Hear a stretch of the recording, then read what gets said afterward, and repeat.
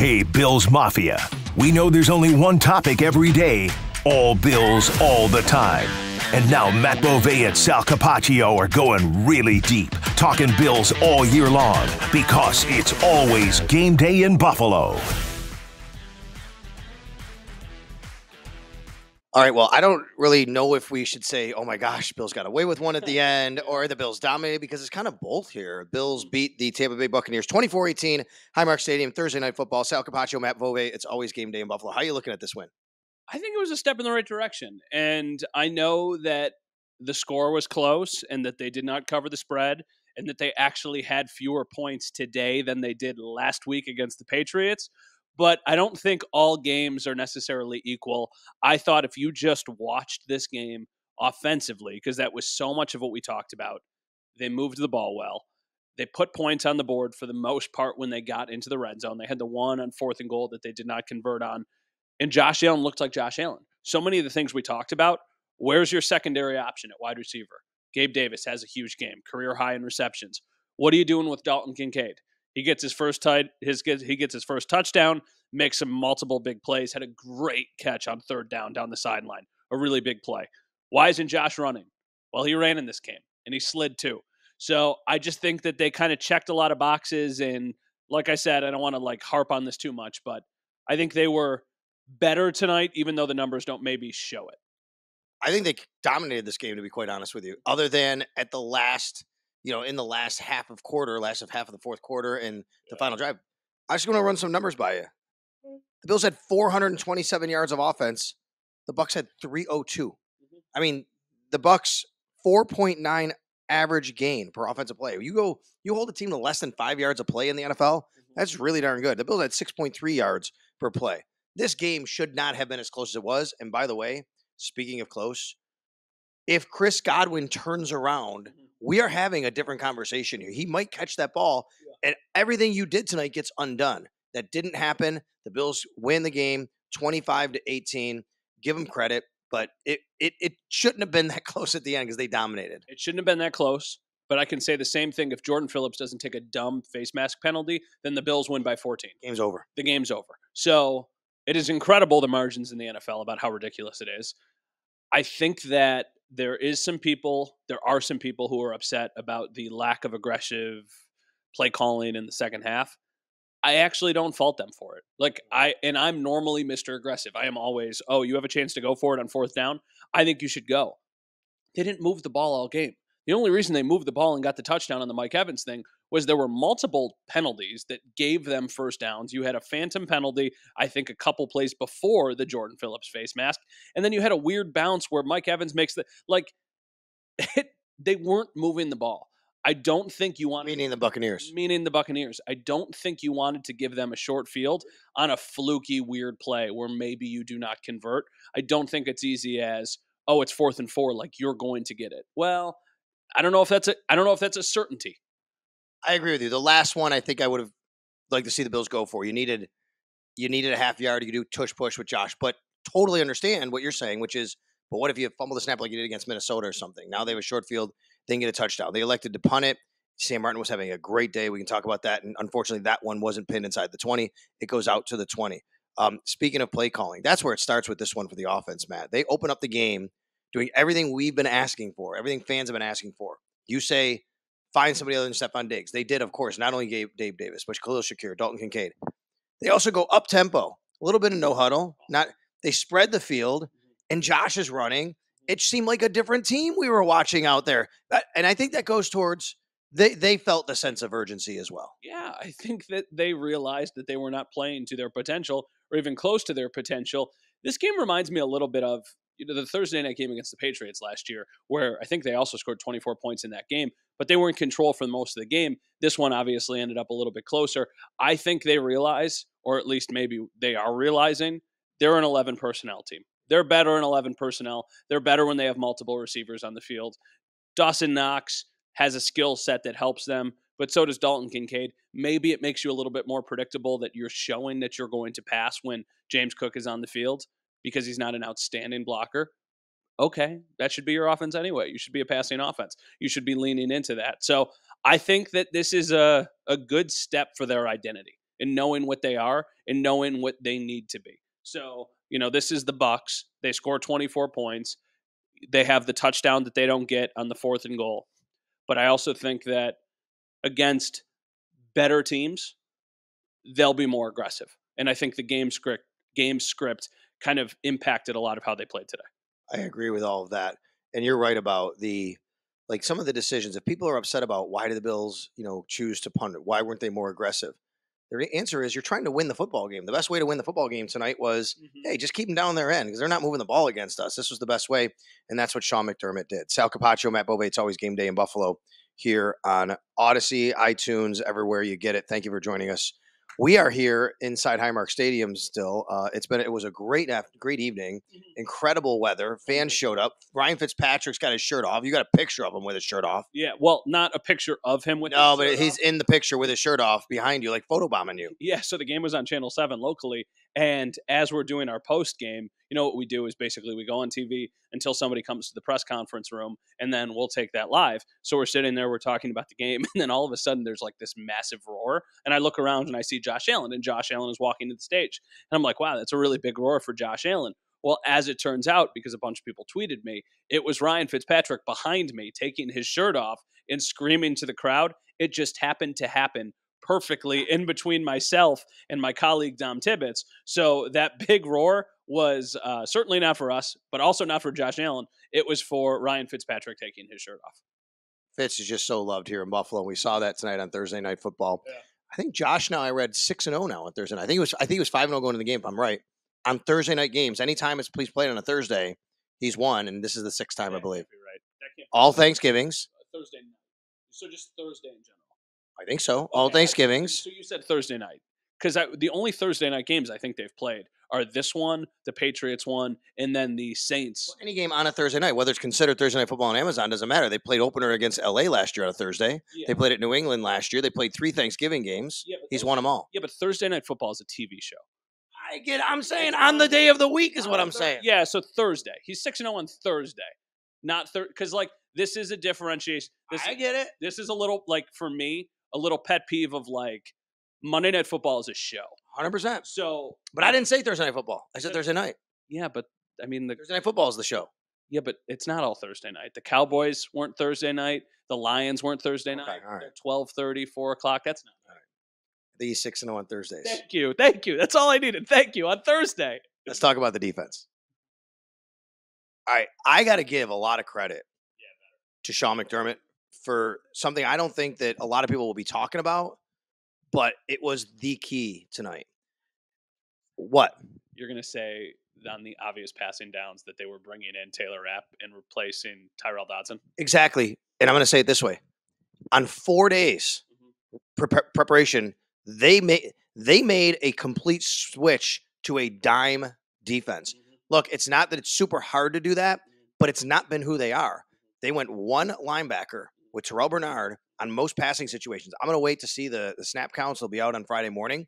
But this team went and played dime, and I think they found something here. Yeah, I think so too. And I think it was interesting because besides Jalen Waddle and Tyreek Hill, these are the best weapons the Bills have played this season, at least at wide receiver, with Chris Godwin and Mike Evans. And for most of the game, now it looks like Godwin could have probably caught the Hail Mary. And then obviously Mike Evans has the big touchdown at the end that keeps them in it. But for most of the game, they did a pretty good job kind of containing both of those guys. I think Godwin had a big third down conversion for like a 31-yard gain when they were in dime. And a lot of people are like, well, why are you doing that if it's not going to work? It was a really actually well schemed up play by the Bucs. I think they had Mike Evans run a slant towards the middle of the field, and that kind of screened Taylor Rapp from following his guy and gave Godwin a little bit of an extra buffer, and that allowed him to make the big play. But I think overall it worked well. I think that this is another reason why we thought they were getting Taylor Rapp, because we said in the offseason so many times,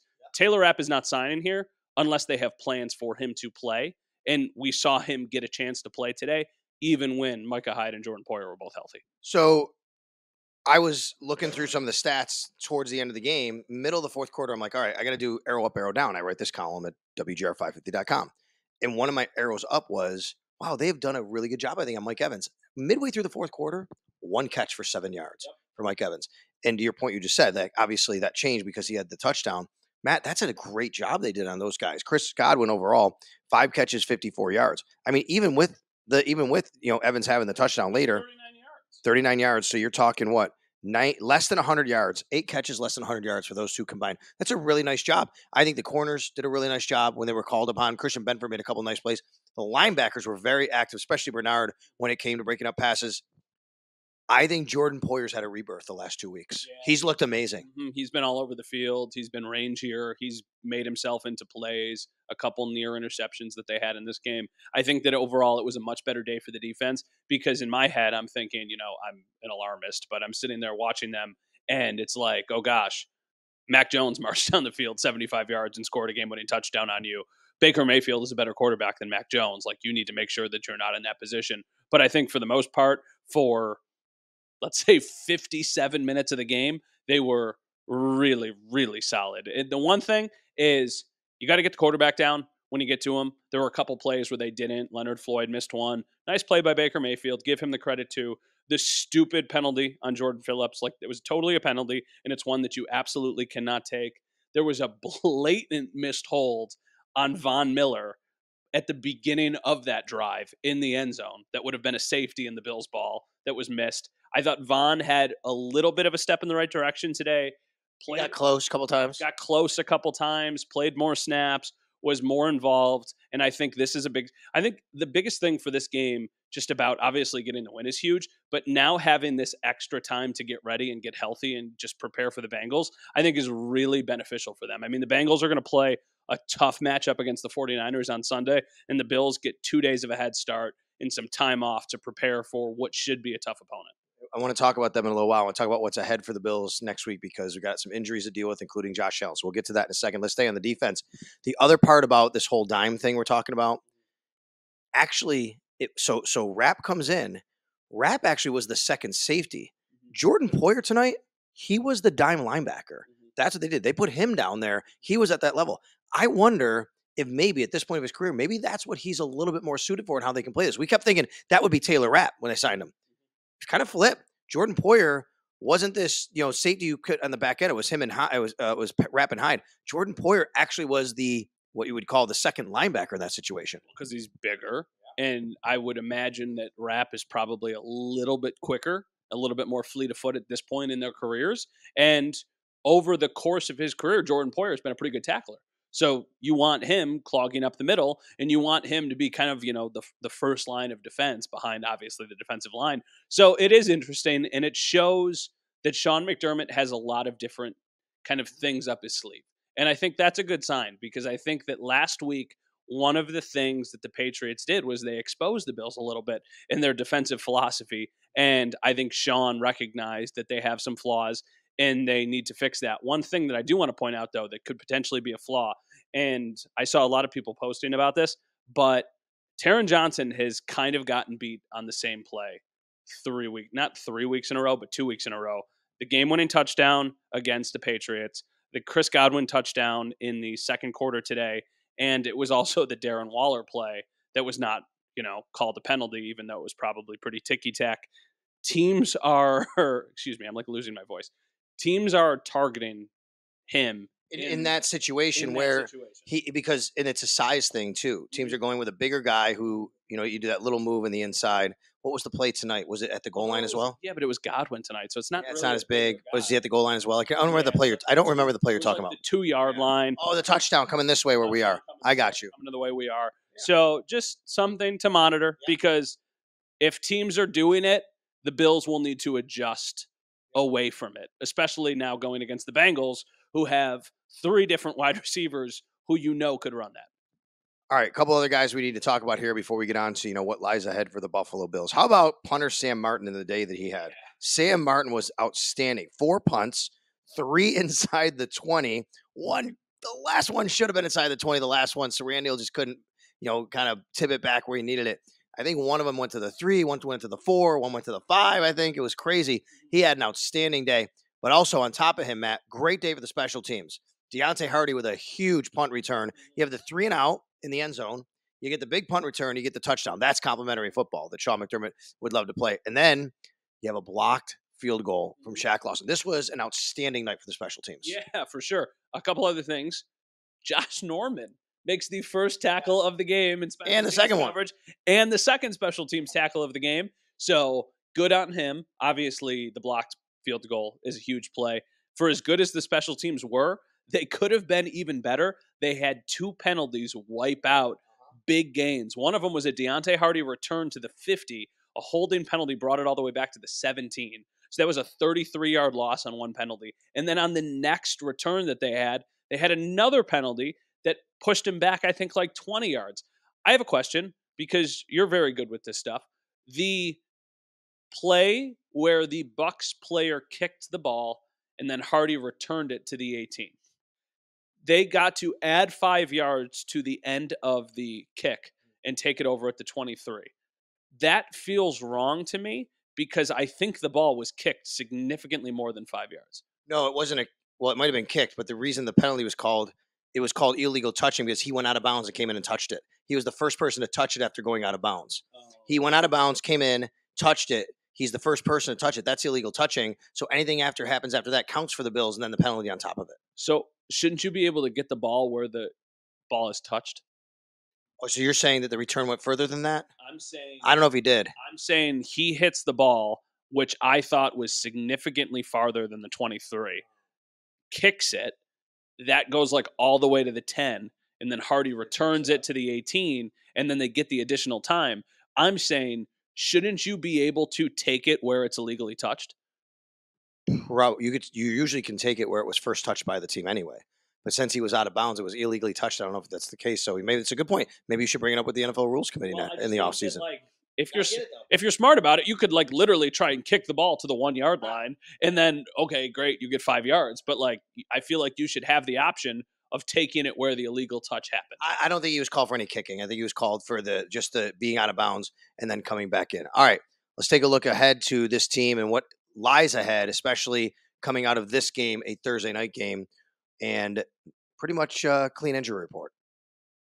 The only guy that really was, well, I guess 2 guys here, obviously. Josh Allen is the big one that went into the tent and he came out. The only other one from Josh Allen was Cam Lewis, and he came back in the game as well. He had something going on in the groin, maybe. He was limping around. They were working him out. He went back in. Otherwise, Matt, I think the Bills came out of this game pretty clean, which is great on a 4-day. And now you have 10 days to get ready and rest it up. Yeah, I think that obviously that's a big factor for them going forward. They've been so banged up.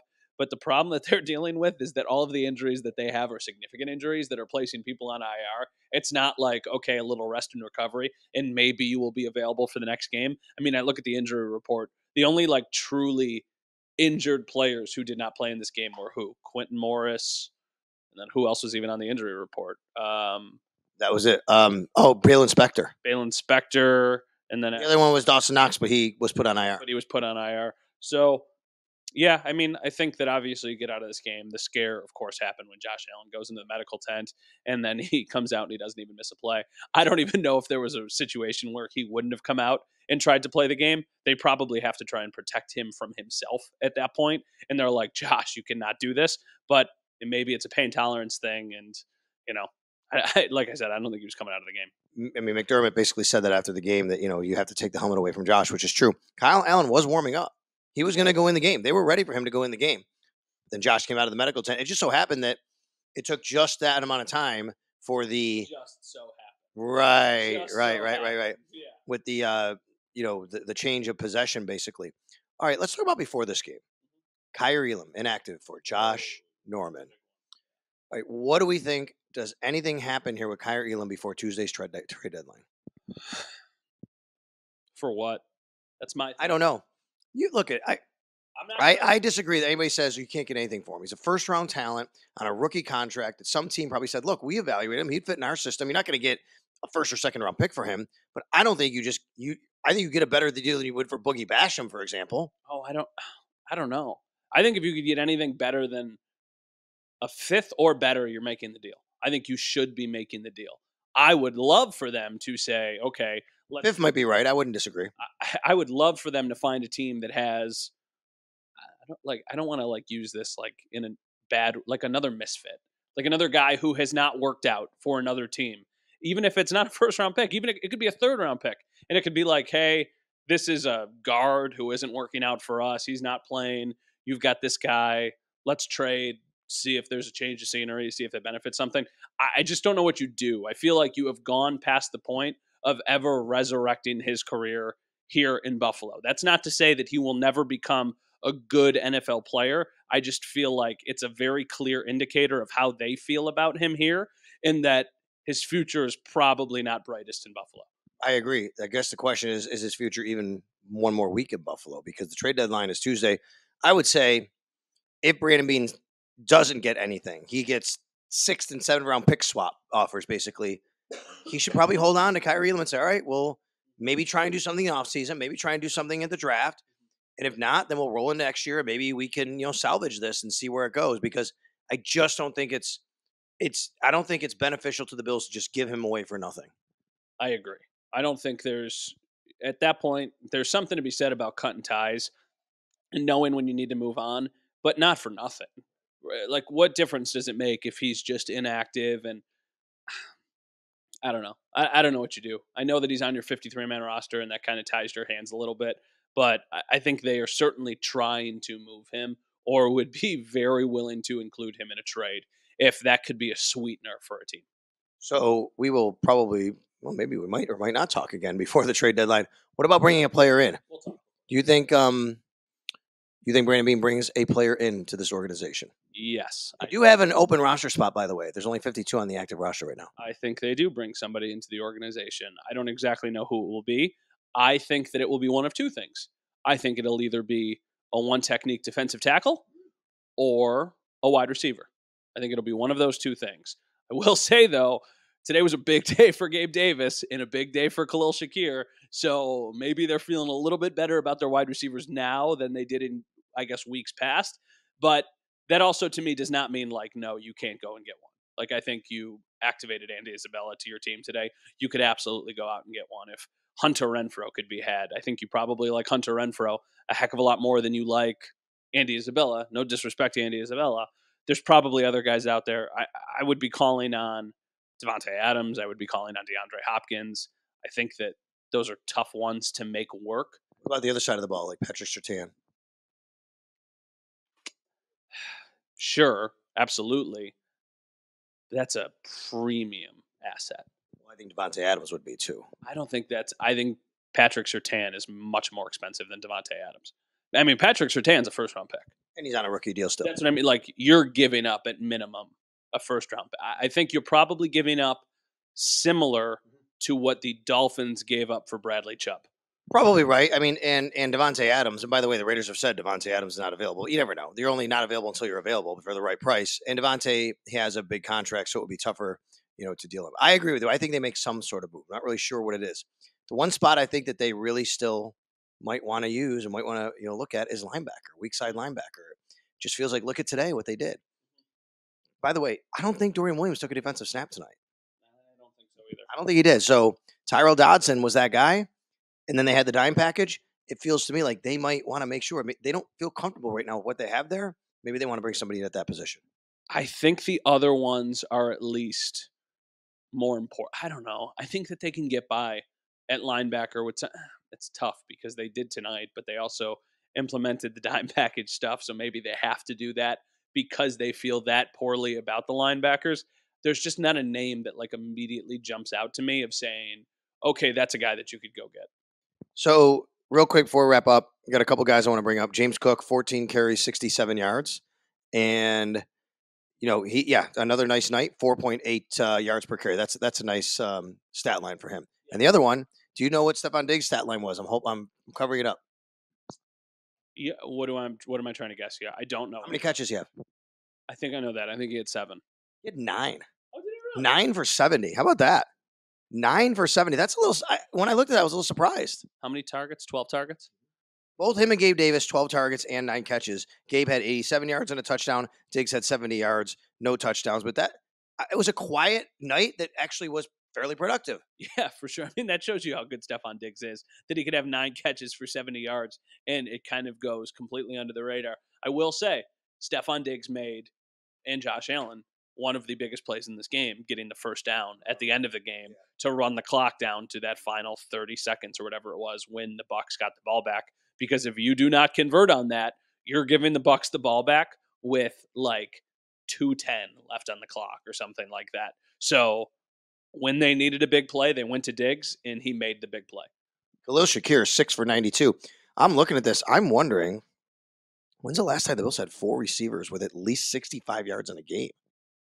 I mean, that's nice. My guess is the Dolphins playoff game last year would be the last time that they had 4 receivers have at least 60 yards, because I think in that game, Diggs, Davis, Shakir, and I feel like maybe even Beasley. I'm going to look it up. Knox, maybe? Just talk. All right, you'll look it up. The other, look, it wasn't totally perfect for Ken Dorsey. I mean, obviously, I thought he called a really good game, but the third down and goal, shotgun situation, or second and goal, shotgun, Latavius Murray, we got it. Look, he's been so good in the red zone calling plays this year. I don't understand that call. I don't either.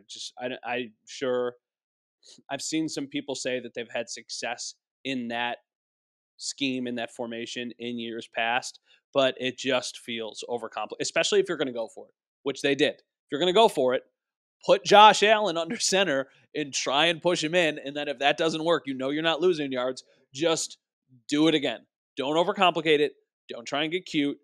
Just do that. Or even throw it twice. Or even, I don't even line up in, power formation and just hand it off. I'm going to look up this thing. I'm going to try and type it on here as well. You have it. What do you got? All right. Oh, no, I wasn't even close. Stephon Diggs had 114 in that game. Gabe Davis had 113. And then Shakir had 51. So I'm going to take a look at that. I'll have that, and I'll just go to Pro Football Reference and plug the numbers in. All right, let's look at this week's schedule.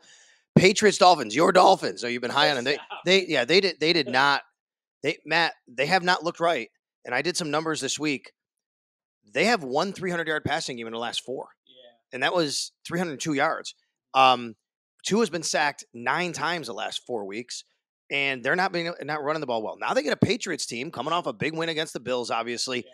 I think this is a tough spot for the Dolphins. They are great on script, and they are not great off script. And I think that has a lot to do with their quarterback when he has not even his first read, but when he has, non-chaos around him, he can make a play because they are schemed up so well. But when things go off script, they struggle. So I think the Dolphins will win this game. I'm still very high on the Dolphins. But all of that being said, the first time they played, I think they scored 24 points against the Patriots. So it's in Miami now. I think they'll probably put up more than that. But I think the Patriots might be able to give them a little bit of a game. Bills right now are still the 7th seed overall in the AFC at 5-3. But if Miami winds up losing, the Bills actually go all the way up to the 2 seed, basically, or 3 seed. They'll be in first place in the AFC East, because right now Miami's 5-2, Buffalo's 5-3. Buffalo, of course, holds the head-to-head. Wouldn't Baltimore go, or Jacksonville? Yeah, it wouldn't be 2 necessarily, but they'd be in the top 4, obviously, right? They'd be in the top 4. Pittsburgh and Jacksonville this weekend. I think if you're a Bills fan, you want the Steelers to win, but that's an interesting AFC game. And then you have the Cincinnati Bengals, the Bills' next opponent, going all the way out to San Francisco. But San Francisco's banged up. Sam Darnold's probably going to play in that game. That's a big game for the Cincinnati Bengals. I like Brock Purdy, but do we think that he's going to be significantly missed? I don't know. I'm a Sam Darnold guy. I really like Sam Darnold. I really like their system. I think this is not to say Brock Purdy hasn't done an amazing job. He has. I think that system allows him to be much better than he would be anywhere else, though. Yeah, I agree. I think that's tough. I think if you're the Bills, or if you're a Bills fan, you want Brock Purdy in the game, obviously.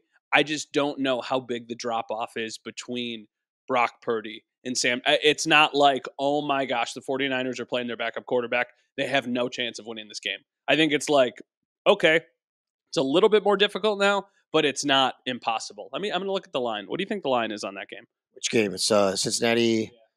Yeah. I think Cincinnati, I bet, is getting about 4 points. Is it in where? It's in San Francisco.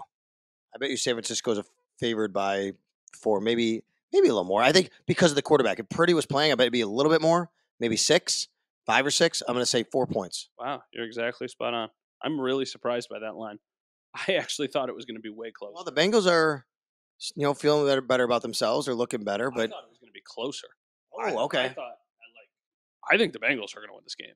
Ooh, I really do. I think they might. They I can. think the Bengals have figured it out a little bit. I think Joe Burrow looks healthier, not healthy, but healthier. And the 49ers have looked human the last couple weeks. I mean, they really have. I mean, who did they just lose to on Monday Night Football that I was watching? Minnesota Vikings. Minnesota Vikings. 100%.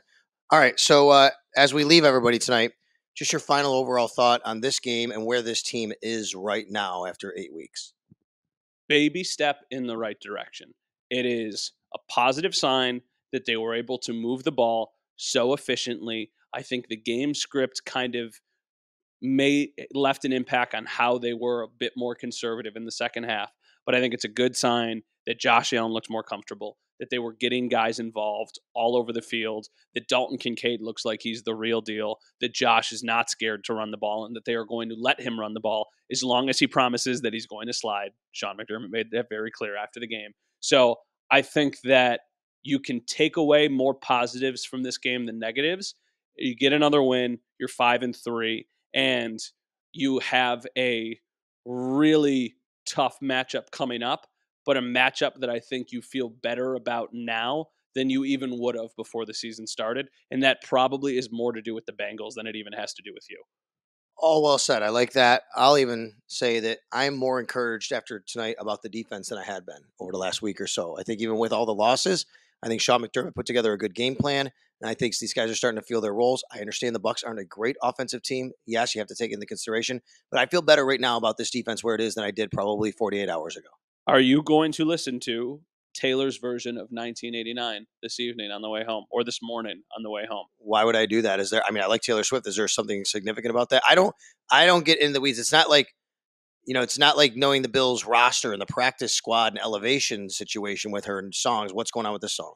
It's not a song. It's a re-release of an album because her old music catalog is owned by somebody, and she is re-releasing. She keeps doing this. She keeps doing this with all of her albums, and it came out at midnight. And we were recording this just after 1:00 in the morning on Friday. So I am somebody. I listen to the exact same playlist on the way to every single game at home. Just I'm a very creature of habit. I listen to the same stuff. And after games, I don't want to think about the Bills. I don't want to talk about the Bills. I just want to listen to very calming music. So this is not necessarily the calmest album, but I'll go and I'll listen to some of the more chill songs on this album. I'll probably listen to some chill songs, but not sure. Iron Maiden. Yeah, Iron Maiden's chill, baby. Yeah. I don't know. I don't know. I'll be riding home. I'll put on. I have a playlist called Sal's Fun Shop, and I'll wait with some calmer stuff will come on, some soft rock things like that. I have a question and a comment. Yeah. Okay. Actually, two questions. Number one.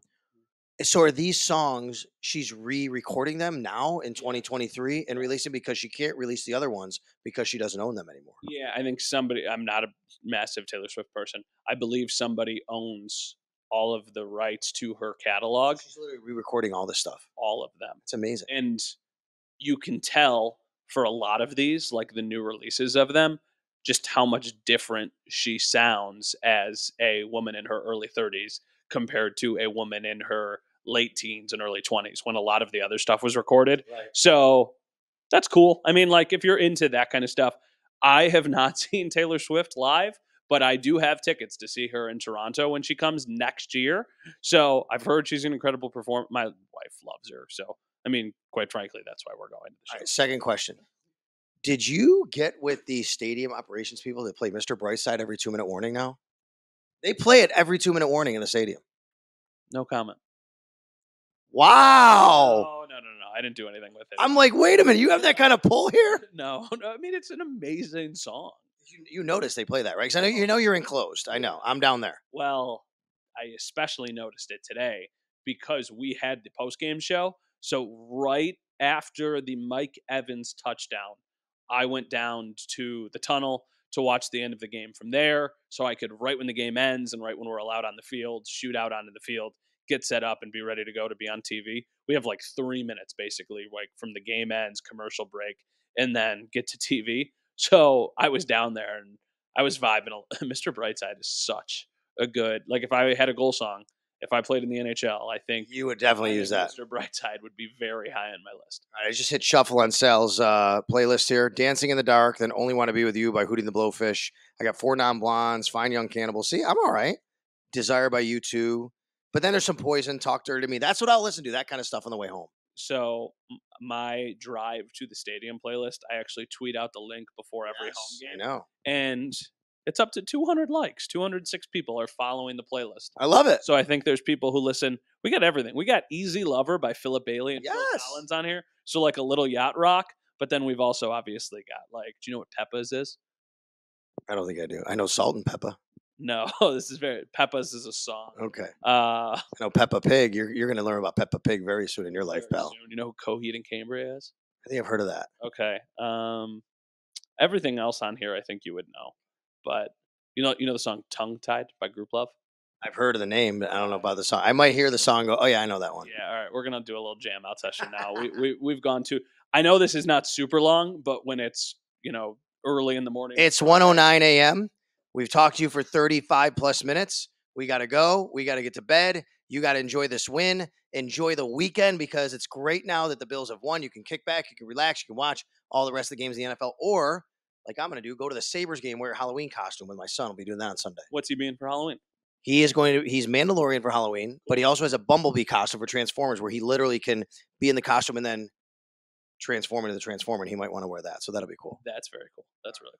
All right, you got what do you got going on this week on Channel 7? You guys recapping all this on Friday? Yeah, Friday. We'll hear from Sean McDermott. They're treating Friday like a Monday, so we'll hear from Sean McDermott around 4, and the Sabres also play tomorrow night. Yeah. So we'll do that, and then the weekend, recharge the batteries, try and take a little bit of time off, and then get ready for a trip to Cincinnati next weekend. No doubt. Joe DiBiase has the Extra Point Show on Friday. I'll join the morning show for a brief hit and then the afternoon show as well. But in the meantime, for Matt Bove, I'm Sal Capaccio. Have a great night, morning, afternoon, whenever you're listening to us on iTunes, Spotify, wherever that is, and watching here on the Sal Sports YouTube channel.